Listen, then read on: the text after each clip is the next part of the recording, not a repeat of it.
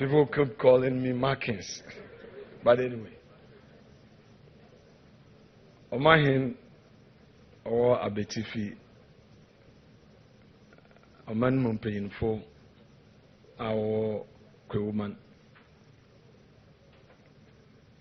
Your Excellency, President of the Republic of Ghana, Honorable Chief of Staff, Mr. Julius Debra, Honorable Ministers of States, MP for Mpraeso, MP for Abetifi, other colleague MPs here present, captains of industry and industry players, distinguished members of the business community, friends of the media, ladies and gentlemen, good afternoon. Permit me to start with a little bit of an experience in industry.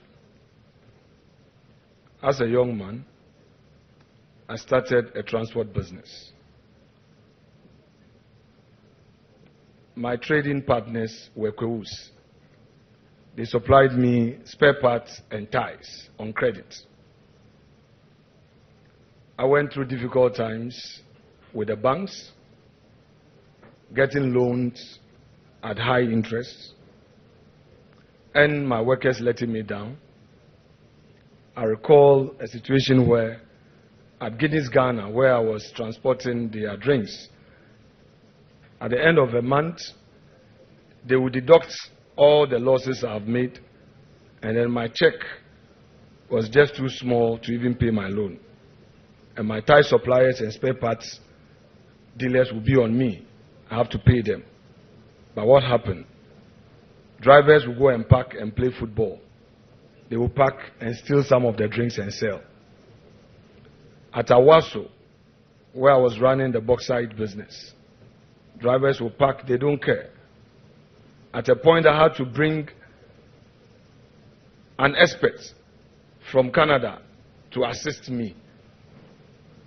Though we had a transport manager, but the Obroni's face did a change for us, and I had paid dollars. I remember my days at the weekend court because I had to pay SNIT and I was defaulting. And the workers did not really care. And they would even go and report to you that you've not paid their SNIT. And they will use their union to do aluta. The businessman is really suffering. And I also recall when there was a change of government in 2008 and the new government came into office, I was running from Bupe, Aflao to Bupe. We'll pick gypsum from Tablibo in Togo, go to Aflao, drop some for diamond cement, and continue to Bupe. And then at each point, axle load, they would deliberately stop my trucks, and other trucks would be passing because they said that boy is an MPP boy.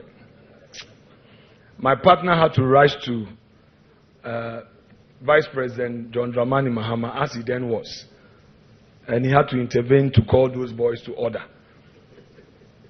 Because I told my partner to tell him that the diamond cement factory in Bupe, if they don't get the limestone, they won't produce the cement, and it will affect his area.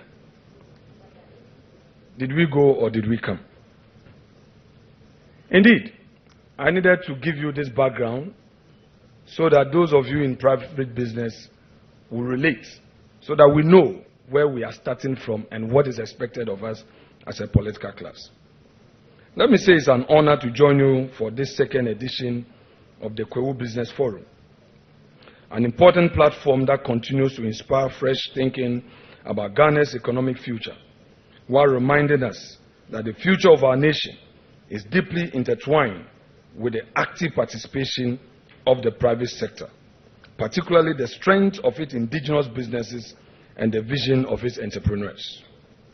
The theme for this year, the future of business, the role of the financial sector, is not only timely but foundational. No economy can thrive where access to finance remains elusive. Ghana's economic future will depend heavily on the strength, agility, and the resilience of its business community.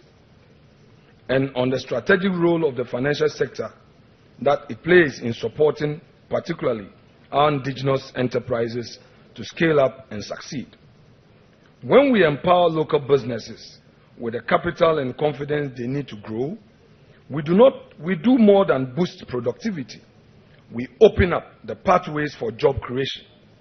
And in a country where youth unemployment remains one of our most urgent national challenges, building a strong and inclusive financial ecosystem is not just an economic imperative, it is also a social one as well.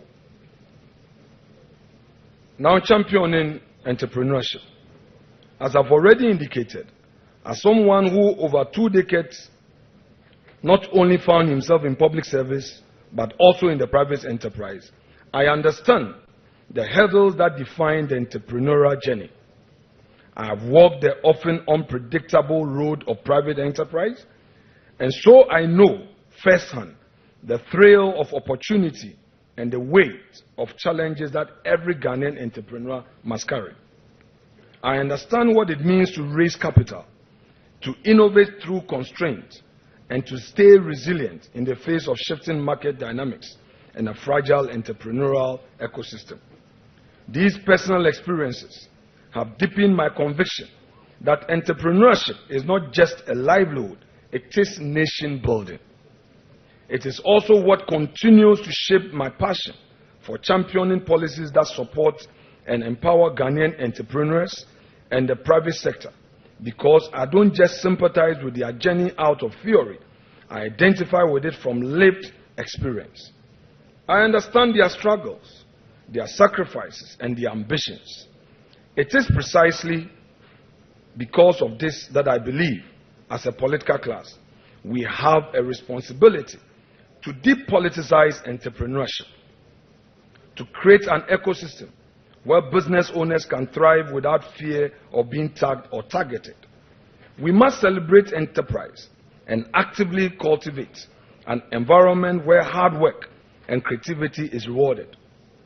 Entrepreneurship must not be viewed through a political lens. The success of a business should never depend on which political regime is in power, nor should it be stifled by partisan labels. Our role as political leaders is not to frustrate private sector actors, but to foster a fair and enabling environment where merit, innovation, and hard work thrive. And as we nurture this culture of enterprise, we must also take a hard look at how we extend opportunity, particularly to the youth. They must be supported only when they must not be supported only when they wear our party colors. They must be supported when they demonstrate potential, creativity, and drive. Ghana's future cannot be built on partisan loyalty. It must be built on merit. Those who deserve opportunity should be given opportunity, regardless of political affiliation. That is how we build a nation. That is how we create competition. And that is how we create progress in a nation. I believe that the time has come for Ghana to consider establishing a national orientation program built around these values, one that instills a renewed sense of civic responsibility, discipline, hard work, and enterprise in our national psyche. We must deliberately shape a new Ghanaian mindset, one that values hard work over shortcuts, merit over connections, and contribution over entitlement. The public sector is already choked, and the jobs of the future will be created in the private sector. This is the mindset people need to have. Such a program, especially if targeted at the youth, could play a transformative role in reshaping national attitude and helping us build a country where excellence is expected, rewarded, and sustained. The role of the financial sector in the growth of indigenous business cannot be overstated. For our economy to thrive, we must ensure that financial institutions play a more proactive role in supporting local enterprises, not only in providing capital, but also in creating the opportunities that will allow these businesses to grow and ultimately contribute to job creation on a national scale. It is imperative that the financial sector adjusts its approach, becoming more attuned to the needs of small and medium-scale enterprises, particularly those led by young Ghanaian entrepreneurs. We must bridge the gap between access to finance and entrepreneurial potential by developing financial products and solutions tailored to the specific challenges faced by our local businesses. Your Excellency, by doing so, we shall cultivate industries that are sustainable, innovative, and grounded in the realities of our local context. This shift will help transform the business landscape, making local enterprises the backbone of our economy and key drivers of job creation. As financial institutions, you were expected to rise to this challenge. You would not just provide capital, but become true partners in the growth of a prosperous Ghana. I conclude by thanking Your Excellency, President John Dramani Mahama, for putting together a platform like this, which continues to shape the future of business in Ghana. This initiative is crucial for not only promoting dialogue, but also translating those conversations into tangible actions that can propel us toward a brighter economic future. I would like to also acknowledge the contribution of all the industry players present. Let this be the beginning of sustained support for entrepreneurship in Ghana, so that together we can forge a path toward a brighter and more prosperous economic future. To the entrepreneurs, and here let me mention my respected colleague Brian Achampon of Rock City fame. I was touched with what I saw, how he has transformed his little community as a major business hub. These and many more are what we expect from us, the indigenous entrepreneurs.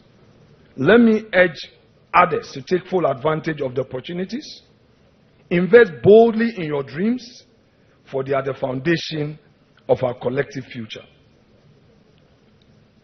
To us, as political leaders, the time has come. Let's not only